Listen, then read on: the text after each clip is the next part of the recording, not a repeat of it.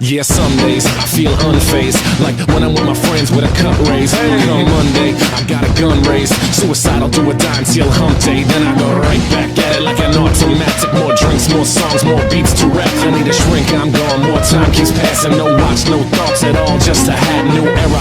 Rep my P's and those O's, need the Phillies with the orange and black to feel home. From Citizens Bank back to Camden Yards, it's a tale of two cities, and trust we go hard. Trust we go hard, yes we go hard. You said we go hard, I said we go hard. Rockin' my Bob Cousy, stocking up on the loose. The lyrics come easy, but the life is a doozy. And yes, I'm choosy, and no, I won't settle, but I still take pop off over that kettle, cause I'm talking bigger picture. And yes, I'm gonna hit you with the...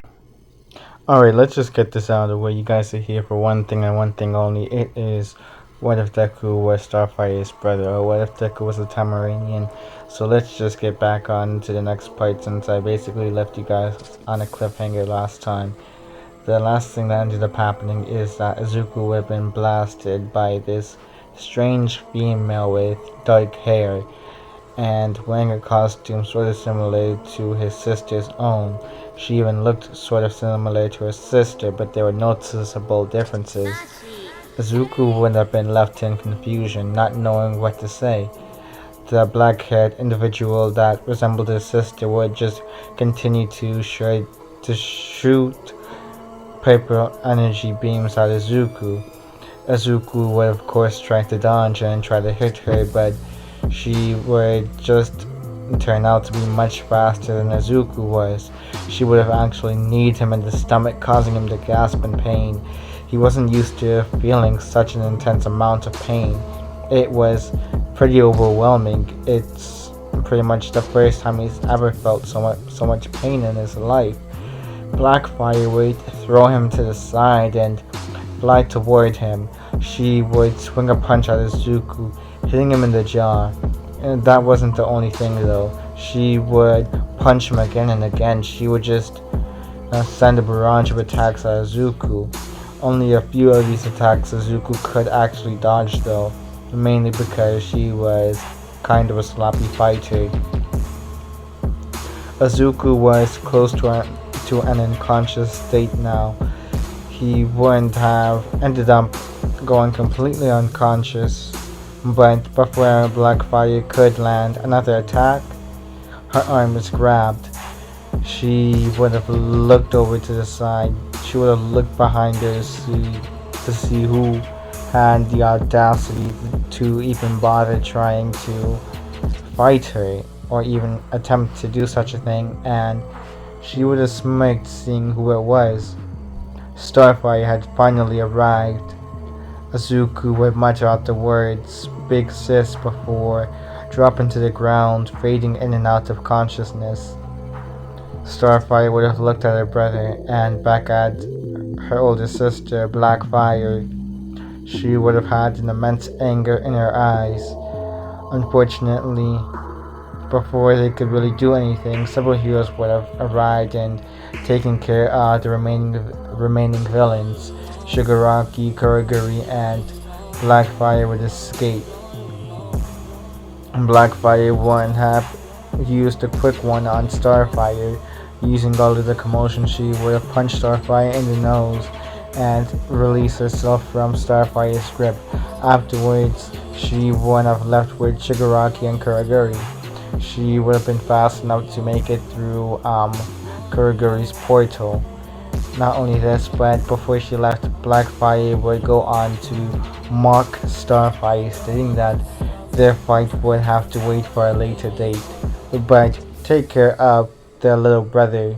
Take care of their little brother for her.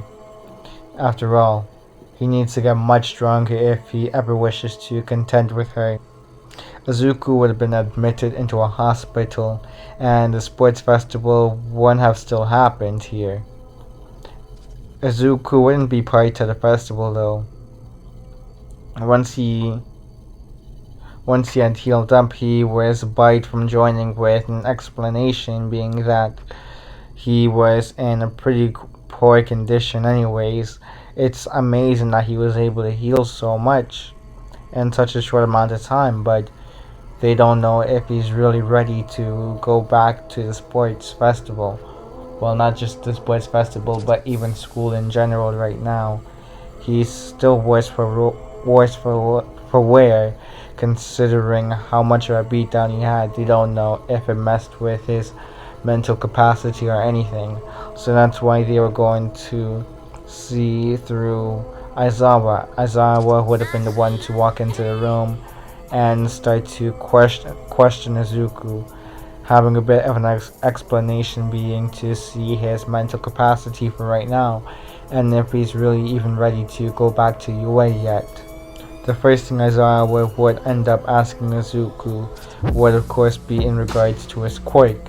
Aizawa didn't really understand why he couldn't erase Izuku's quirk from beforehand, as basically thought Izuku was an emitter type quirk user, which was why he thought that, oh, there should be absolutely no problem trying to erase his quirk, but for some reason he was still flying and able to go through so many of the opponents that did not make sense in Aizawa's mind.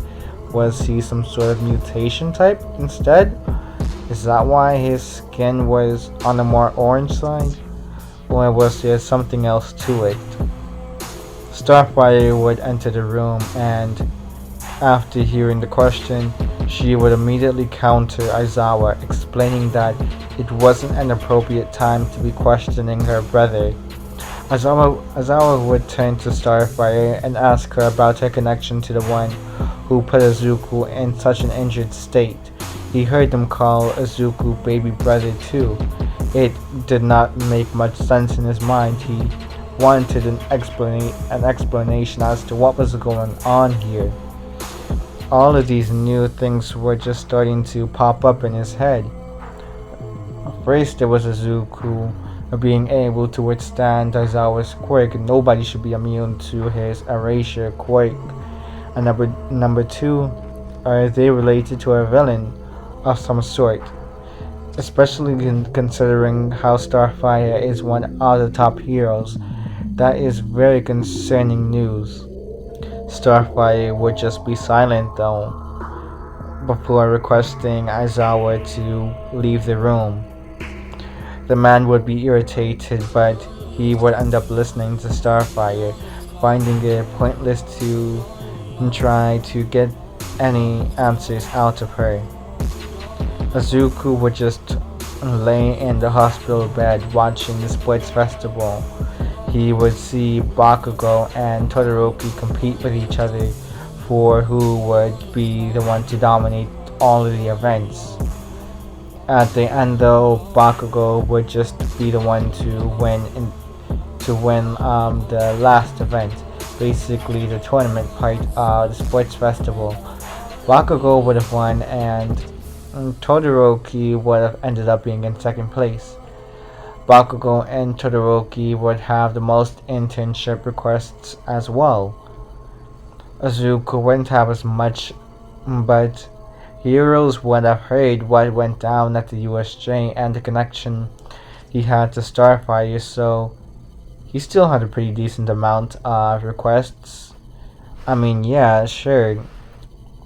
What these guys heard was kind of terrifying in their eyes, but at the same time, if he's related to the pro hero Starfire, it only makes sense. After all, she really cares for her comrades, and she can get pretty crazy when it comes on to her comrades getting harmed. When it came on to midnight, of course, well, basically she would have just helped the students choose their names. She would have ended up hearing Izuku's hero name, and his name would actually be Greenfire here, mainly to basically say what his real name was, Greenfire. Many people didn't necessarily know what his real name was.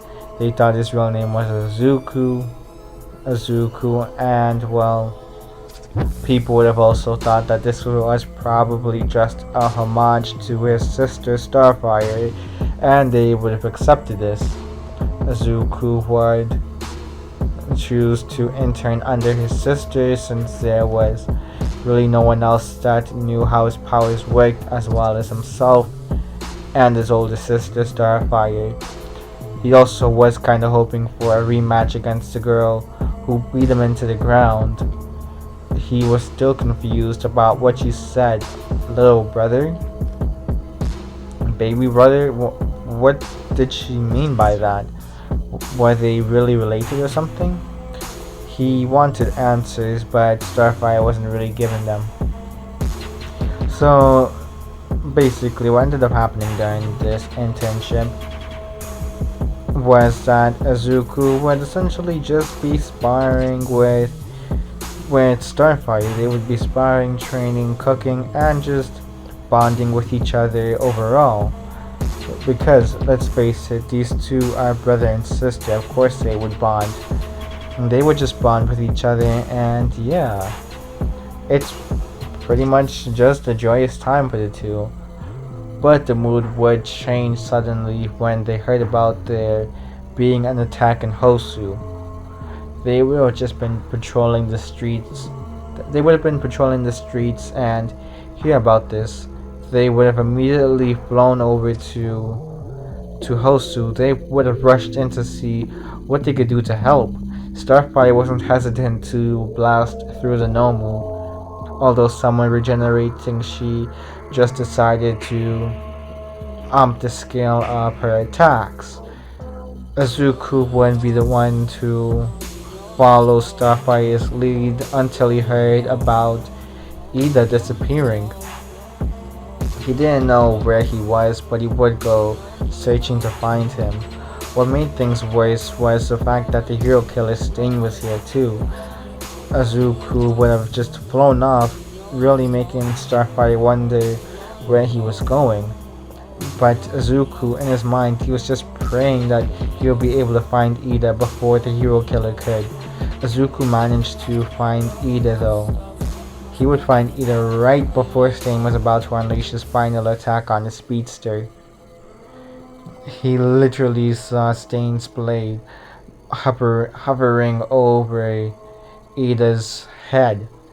He would have immediately just blasted a starbolt at Stain's weapon, destroying it. Azuku would fly in and sucker punch Stain in the jaw, breaking it. He was fighting in desperation to save Ida here. Stain would growl before throwing a pair of daggers at Azuku. Azuku would shoot more starbolts at them, only for Stain to get close to Azuku. Azuku would realize that they were just a distraction for the real attack. Stain was about to use his spiked shoes in order to kick Azuku, but Azuku would manage to dodge at the last second. He would have grabbed Stain's leg and break it. Not only that, but he would shoot I-beams at Stain on accident, burning through his foot. Stain would scream bloody murder before trying to keep up the pursuit. Even with a broken leg, he was still not going to lose here. Azuku was far less skilled than Stain, but he held a strength, speed, and range advantage. Azuku wasn't given Stain much room either. He began to go on the offensive now, breaking down all of Stain's defenses. He was pummeling the man into the ground until the man was near unconscious. Azuku's arm would be grabbed by Starfire though, who had finally found her little brother. Azuku would have looked at what he did and realized he had gone too far with Stain. He was beat into basically a puddle of blood. He was pummeled into the ground. He was barely recognizable, honestly. It was almost a direct mirror to what happened to him back at the USJ. He just stopped right then and there, and he fell to his knees. He collapsed from exhaustion, but Starfire would grab her little brother, taking him home to rest. They had a lot to really talk about afterwards too. That's basically all, people, for right now. This is KingTitanX signing out. You guys already know the deal. Check the description. Follow us well, basically subscribe, and what else? Subscribe, like the video, comment, and basically join the Discord too. KingTitanX out.